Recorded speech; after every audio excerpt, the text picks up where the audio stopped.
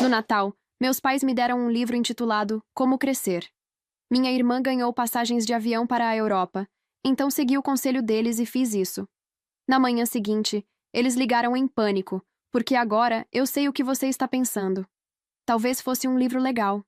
Talvez um doce livro inspirador, com algumas anedotas motivacionais e uma capa em tons pastel. Não.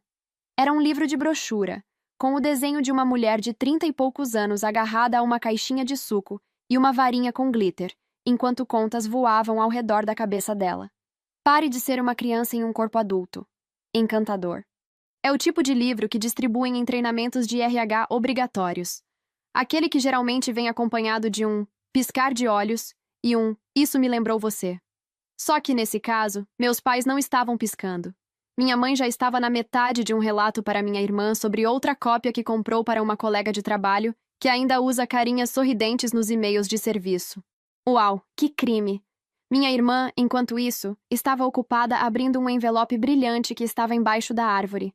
Era grosso, cor creme, e praticamente irradiava prestígio.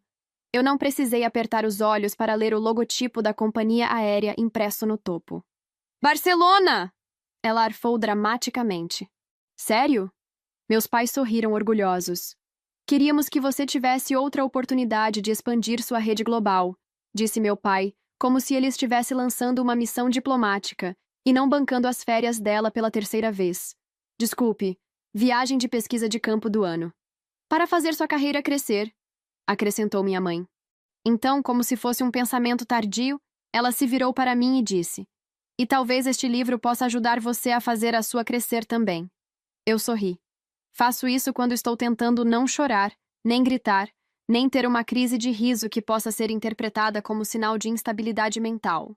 Eu queria poder dizer que era a primeira vez que algo assim acontecia, mas se a minha vida tivesse um tema de fim de ano, seria um Natal muito unilateral.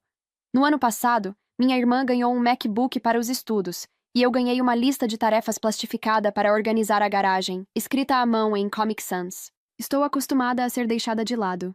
Eu trabalho em período integral em um jardim de infância. É barulhento, grudento, ocasionalmente caótico, e diferente da minha família, nunca finge ser algo que não é. Passo meus dias consolando crianças que choram, resolvendo negociações de reféns de brinquedos e fingindo que não percebo quando alguém come cola com glitter. Eu também trabalhava com festas infantis nos fins de semana. Esculturas de balão, asas de fada, tudo isso. Você é a única pessoa que conheço que tem 6 pares de asas cintilantes e nenhum casaco de inverno, minha irmã costumava brincar. Meus pais chamam isso de o trabalho de palhaça, embora eu nunca tenha me vestido de palhaça. Porque eu me respeito e respeito a fragilidade emocional das crianças. Não faço mais tantas festas. Não porque amadureci, mas porque não tenho tempo. A maior parte dos meus fins de semana agora é passada cuidando da filha da minha irmã. De graça, claro, porque, como minha mãe gosta de dizer, é preciso uma vila. Aparentemente, eu sou a vila. A vila inteira. A babá, a cabra de apoio emocional, a pessoa de contato em emergências e a pediatra reserva quando a verdadeira está de férias. Então, quando eles me entregaram aquele livro com a mulherzinha de desenho animado e seu chilique minúsculo, eu não disse nada. Não chorei. Não virei a mesinha de café, nem saí dramaticamente batendo a porta como às vezes eu fantasiava fazer em segundas-feiras particularmente ruins. Eu só sorri. E então tomei um gole do chocolate morno que eu mesma fiz para todo mundo. E me perguntei como eu podia ter 31 anos e ainda me sentir como uma menina de 10 na minha própria família. Depois que os presentes terminaram, veio o jantar. Era um daqueles jantares estilo cada um traz algo, em que minha contribuição era caseira e feita com carinho, enquanto a minha irmã trouxe molho de cranberry de supermercado, que ainda recebeu mais elogios do que as minhas batatas assadas com alecrim. Em determinado momento, meu pai chegou a dizer: "Uau, Amélia, este molho de cranberry está delicioso. Você mesma fez?" Ela piscou. "Não. Eu literalmente abri uma lata." Ele riu, como se ela tivesse contado a piada do ano. "Você sempre foi a prática." Eu quase engasguei com as minhas batatas. Mais tarde, ofereci ajuda para limpar, claro, e minha mãe me entregou um saco de lixo dizendo: "Você sempre foi boa nessas coisas. É isso que admiro em você." Quase perguntei o que eles achavam que era o meu trabalho. Se cuidar de 25 crianças de pré-escola e impedi-las de se morder, se sujar de cola ou se acertar com dinossauros de brinquedo não era real o suficiente. Então o que seria? Mas não perguntei, porque era Natal, e porque eu já sabia a resposta. Eles não me viam como adulta. Eles me viam como confiável, alegre, bobinha, a ajudante, o par de mãos extra. Eu não era ambiciosa, não era importante. Eu era legal. E as pessoas legais nesta família ficavam encarregadas de limpar tudo. Aquela noite, fiquei acordada olhando para o teto do meu quartinho alugado em cima de um salão de unhas. Ainda conseguia ouvir a risada da minha sobrinha mais cedo, quando eu fiz para ela um fantoche de rena com pratos de papel e pompons vermelhos. A risada dela ecoava mais forte no meu peito do que qualquer coisa que meus pais tivessem dito o dia todo. Foi aí que percebi. Eles me deram um livro sobre crescer, como se fosse uma piadinha inteligente. Mas talvez, só talvez, eles estivessem certos. Não do jeito que pensavam. Não do tipo, arranje um emprego de verdade. Não do tipo, pare de agir como uma criança. Mas sim do tipo, comece a agir como um adulto que merece respeito. Então eu levantei, tirei o glitter do chão, me sentei à minha escrivaninha e comecei a redigir uma mensagem. Simples, gentil, educada, firme. Sem indiretas, sem sarcasmo. Só estabelecendo limites claros. Avisei a minha irmã que, a partir do ano novo, eu iria me afastar de cuidar regularmente da filha dela.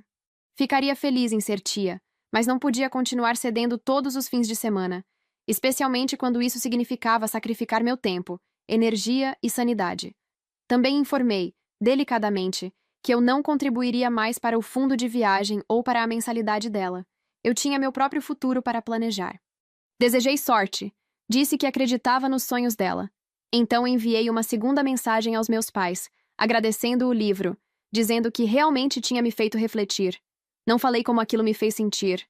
Não precisava, porque na manhã seguinte começaram as ligações deles e eu deixei ir para a caixa postal.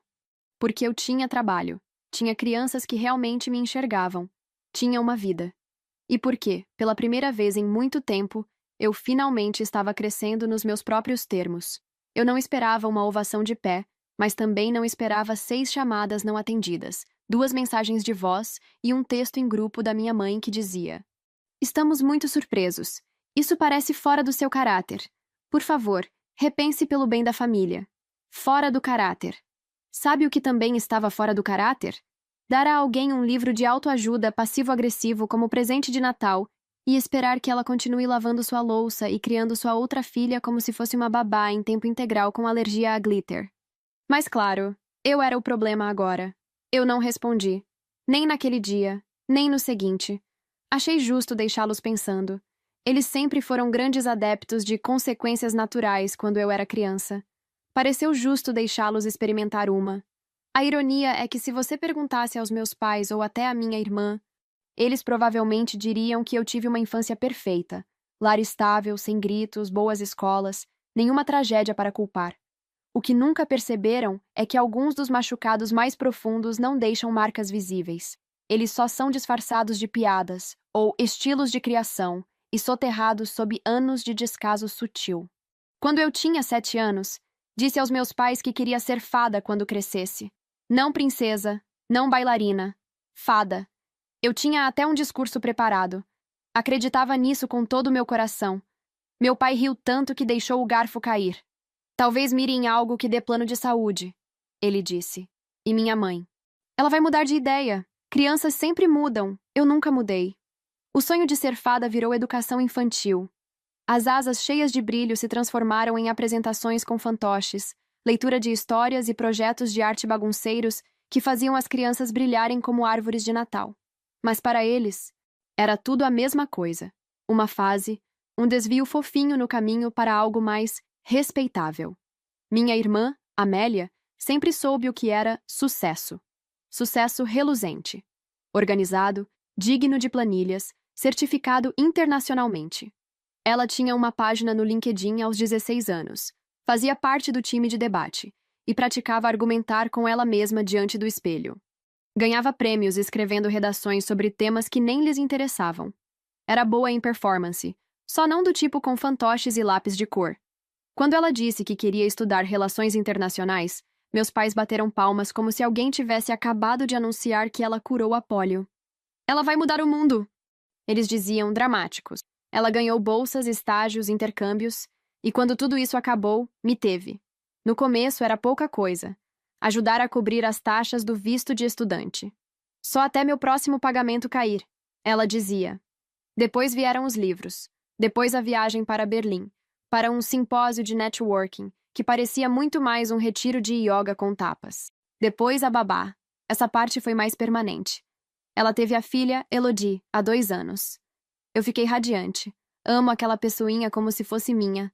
Mas amar não significa que concordei em criar a criança enquanto os pais viajam para fortalecer conexões de carreira, em Lisboa. Começou aos poucos. Só 1 horinha enquanto eu vou resolver umas coisas. Só nesse sábado para sairmos. Só um fim de semana. E de repente virou sempre. Perdi as festas de aniversário das crianças do trabalho para ficar com Elodie. Cancelei encontros. Parei de fazer eventos infantis porque meus fins de semana não eram mais meus.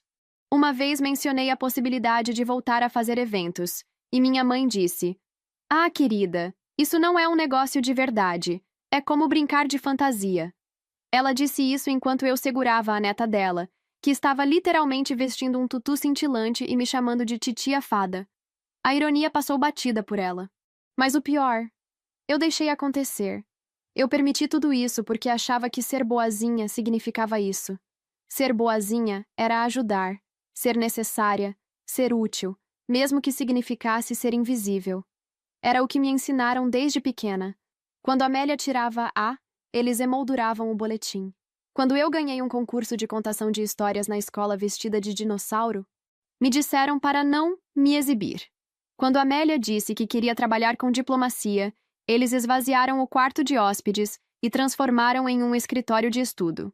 Quando eu disse que queria trabalhar com crianças, perguntaram se eu consideraria ter um plano B. Eles não me enxergavam. Eles viam meu cargo e torciam o nariz. Viam meu glitter e achavam que eu não tinha amadurecido. Mas eu já limpei mais narizes, lidei com mais crises e mediei mais disputas de brinquedo do que muito CEO faz na sala de reunião. Eu só faço isso de tênis e avental cheio de tinta, em vez de terno. Eu não cresci para ser fada. Cresci para ser alguém que faz as crianças se sentirem seguras, que percebe quando elas estão tristinhas, que transforma sucata em dragões e abraços em confiança. Mas isso não encaixava na definição de sucesso deles. Então, quando disseram cresça, o que queriam mesmo dizer era: seja mais como ela. Mais como Amélia. E eu quase acreditei nisso. Quase acreditei que ser alegre me fazia infantil, que amar crianças me fazia boba, que ser prestativa me tornava menor. Até este ano. Até o livro. Até eu perceber que crescer não é ser menos de mim. É ser mais eu mesma. Só que com limites. Então comecei a abrir espaço naquela semana depois do Natal. Não fiquei de babá. Não ofereci ajuda. Nem insinuei. Simplesmente recusei educadamente o favor rápido que minha irmã precisava. E quando ela me lembrou que teria um jantar na sexta, eu disse: espero que seja ótimo. Quem sabe na próxima. Ela não respondeu. Também parei de mandar dinheiro. Nada dramático. Apenas parei. Não mencionei nada. Não expliquei. Deixei que percebessem sozinhos. E pelo que vi nas mensagens que recebi na quinta-feira, eles perceberam. Você sempre foi tão generosa. É um pouco doloroso você escolher agora se afastar. Pai, estamos preocupados com você. Essa frieza repentina é preocupante. Amélia. Então acho que vou ter que me virar sozinha agora. Uau! É curioso como no momento em que você deixa de ser um serviço gratuito, as pessoas começam a tratá-lo como se você tivesse enlouquecido. Mas aqui está o ponto. Eu não estava me afastando. Eu estava me defendendo, defendendo meu tempo, a alegria que estava sendo drenada para manter os outros confortáveis. E, em algum lugar nisso tudo, comecei a rir de novo. Não um riso falso ou um sorriso de quem suporta, mas um riso de verdade, daqueles que sacodem os ombros. Minha colega de trabalho deixou cair suco na calça e transformou isso numa aula improvisada sobre segurança com água. Um dos meus alunos me disse que me amava mais do que jujubas, mas não mais do que o espaço sideral. Esse tipo de alegria não vem de obediência, vem de verdade, de escolher o tipo de adulto que você quer ser. Mesmo que seja o tipo que tem 6 pares de asas de fada e uma planilha para organizar o estoque de glitter. O primeiro sinal real de pânico veio por mensagem no grupo da família. Mãe, pergunta rápida. Você está livre neste fim de semana? Para ficar com Elodie? Amélia e Marcos têm um compromisso. Não deve demorar. Eu. Desculpa, tenho planos. Amélia. Planos ou uma das suas festinhas? Eu. Nenhum, nem outro. Só não estou disponível. Pai. Isso é decepcionante. Confiávamos em você. Confiavam em mim, como se eu fosse um ciclo de secadora ou um apoio de pés. Nenhum reconhecimento pelos 100 fins de semana que já cedi, só a suposição de que eu continuaria sendo conveniente para sempre. Naquele fim de semana, fui ao zoológico sozinha, e foi incrível. Alimentei girafas, comi algodão doce caro demais e caí na gargalhada quando uma criança jogou um sapato no viveiro das suricatas e gritou: Essa é minha oferenda. Ninguém me pediu para fazer nada. Ninguém me chamou de imatura. Ninguém me deu um bebê dizendo: Seja boazinha e fique de olho nele. Só curti, nem postei nada. Guardei para mim mesma.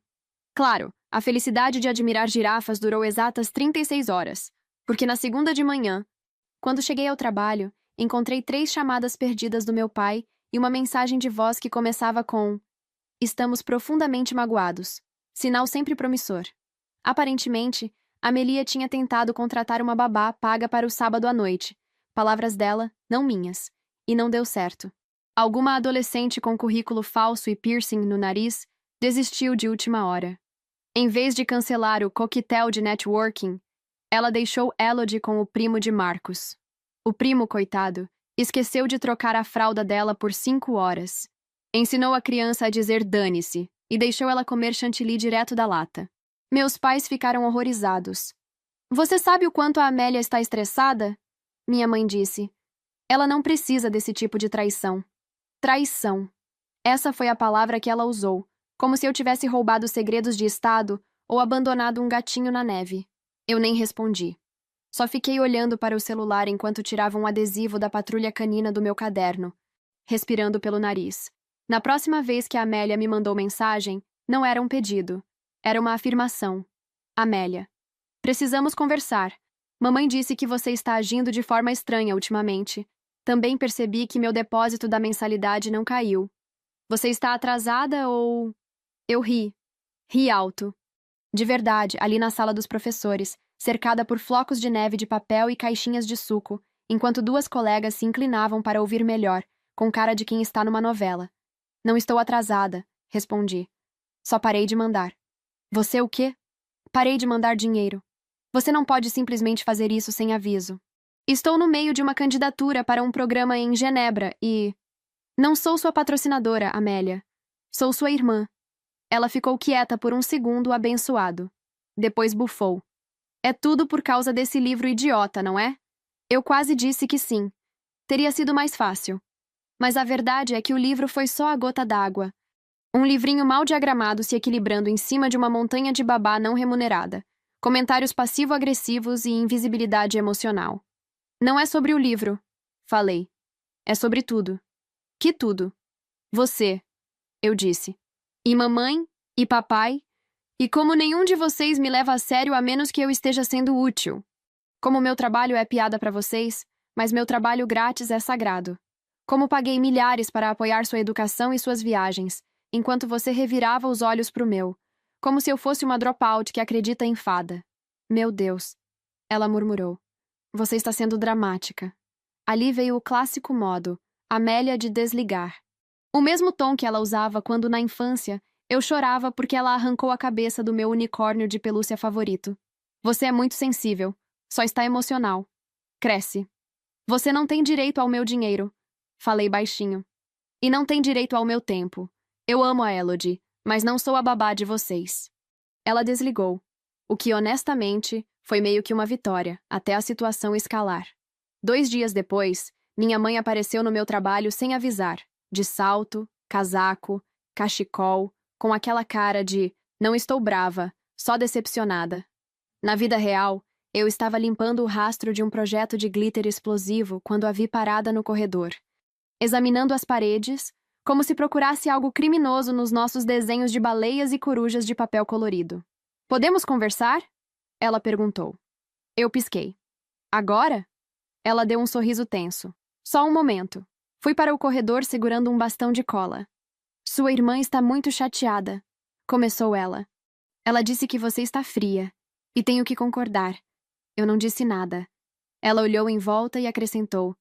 Eu sei que você gosta deste ambiente, mas talvez seja a hora de pensar no quadro maior. Você não é mais uma adolescente.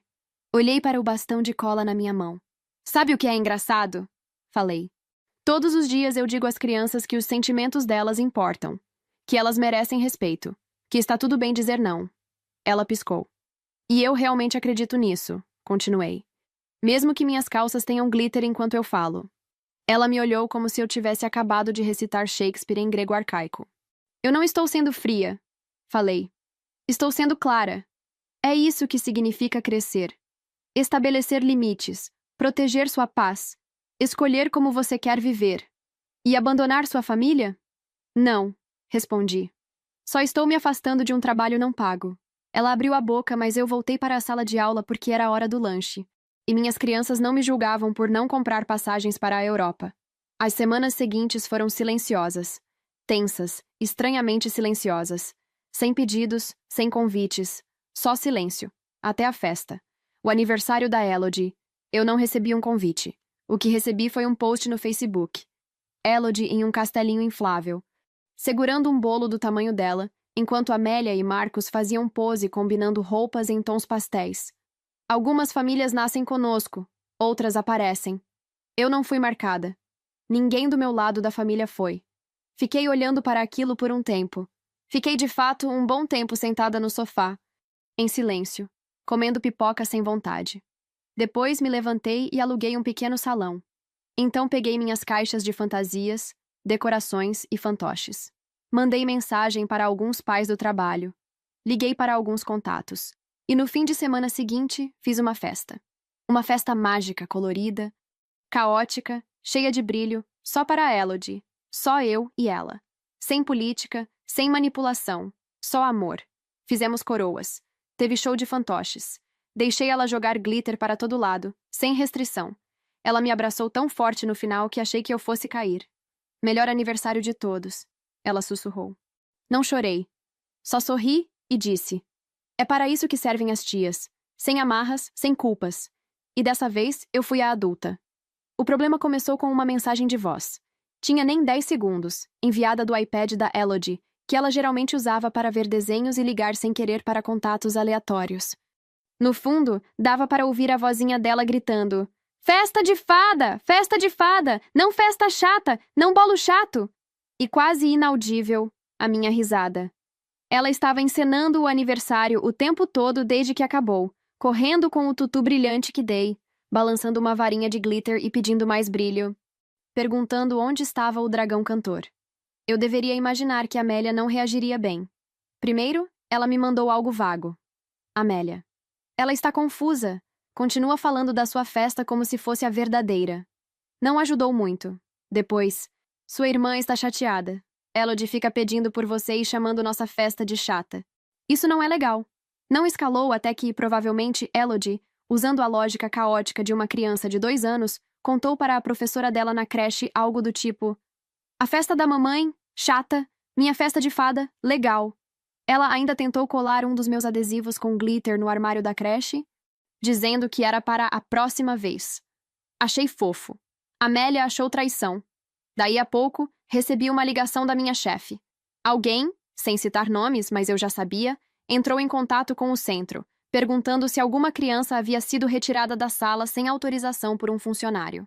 Era uma pesca de informações. Fiquei ali na sala dos professores, cercada por flocos de neve de papel e caixinhas de suco, tentando manter a calma. Eu não tinha feito nada de errado. Tinha provas. Abri as mensagens. Ei, só confirmando para sábado. Mesma hora de deixar a Elodie que no ano passado? Sim, mantém algo simples. Sem exageros. Tá bom, me manda o endereço do salão comunitário. Tudo por escrito, tudo claro. Mas isso não impediu os rumores. Não impediu minha tia de me ligar perguntando se eu estava bem, emocionalmente. Não impediu meu pai de deixar uma mensagem de voz onde dizia: Sabe, poderíamos ter ido à polícia. Escolhemos não ir. Pense nisso. Fiquei encarando a parede por um tempo depois disso. Depois me levantei, Fiz um chá e abri uma pasta nova no meu computador. Provas, caso eles realmente perdessem a linha.